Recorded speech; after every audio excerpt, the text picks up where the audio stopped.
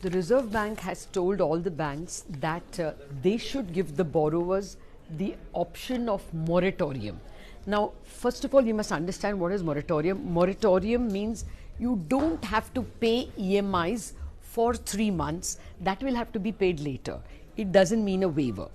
Now, what I want to tell you today is that this is not even just a delay in the sense that, say, you have 5 more years of EMIs to pay. You don't pay these 3 months, it becomes 5 years and 3 months. It's not as simple as that. It is also a cost.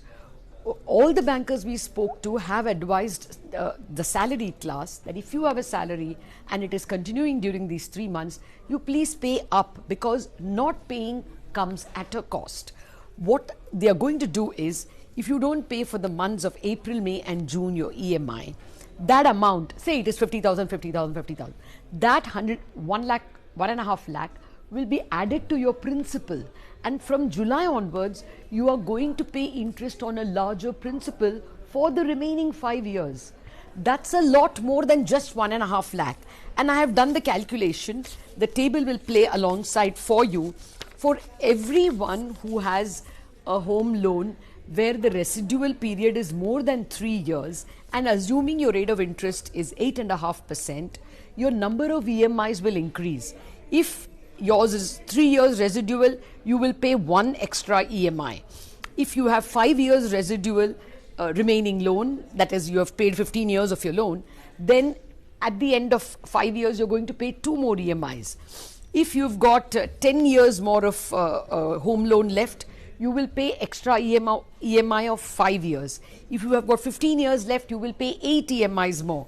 And if you have got full 20 years, that is, you have just taken a home loan, then at the end of 20 years, you're going to pay 15 EMIs more. Now, that's not a joke. You know, if you've got 50,000 per month and you're paying, even 5 EMIs more, that's what, 50,000 into 5, that's 7,50,000. That's not a small amount at all. But remember, all this is coming after 20 years. So by then the value of money will be very different. You have to keep that in mind.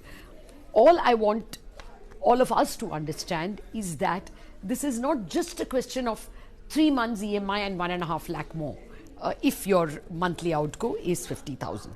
Okay, and then there is another thing you must be alert to. Some banks are taking a default option that you will take the moratorium. That opt-out is something that you have to tell them. They are assuming that everybody will opt for the moratorium. So if you don't want to pay that extra money, you have to phone your relationship manager or go to the website and click and say, I don't want the moratorium.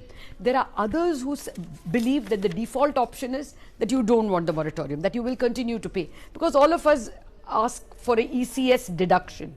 So they're going to assume by default that you don't want the moratorium. If you want it, then you have to phone in or click and say opt in. Some people like HDFC have a calculator on the website, and you can calculate and you can find out what your EMIs will look like if you opt for the moratorium. And finally, remember, when you make these calculations, there is a tax angle.